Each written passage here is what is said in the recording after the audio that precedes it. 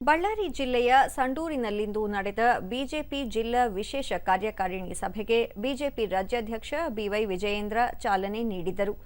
ಈ ವೇಳೆ ಸಂಸದ ಗೋವಿಂದ ಕಾರಜೋಳ, ವಿಧಾನ ಪರಿಷತ್ ಸದಸ್ಯ ಎನ್ ರವಿಕುಮಾರ್, ಮಾಜಿ ಶಾಸಕ ಜಿ ಸೋಮಶೇಖರ ರೆಡ್ಡಿ, ಮಾಜಿ ಸಂಸದ ವೈ ದೇವೇಂದ್ರಪ್ಪ, ಜಿಲ್ಲಾ ಅಧ್ಯಕ್ಷ ಅನಿಲ್ ನಾಯ್ಡು ಮತ್ತಿತರರು ಉಪಸ್ಥಿತರಿದ್ದರು.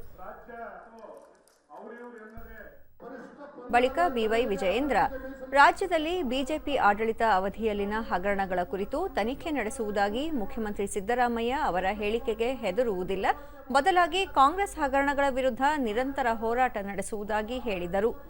ವಾಲ್ಮೀಕಿ ನಿಗಮದ ಹಗರಣ, ಮುಡಾ ಹಗರಣ ಸೇರಿದಂತೆ ಇತ್ತೀಚೆಗೆ ಕಾಂಗ್ರೆಸ್ ಸರ್ಕಾರದ ಹಲವು ಹಗರಣಗಳು ಬಯಲಿಗೆ ಬರುತ್ತಿವೆ.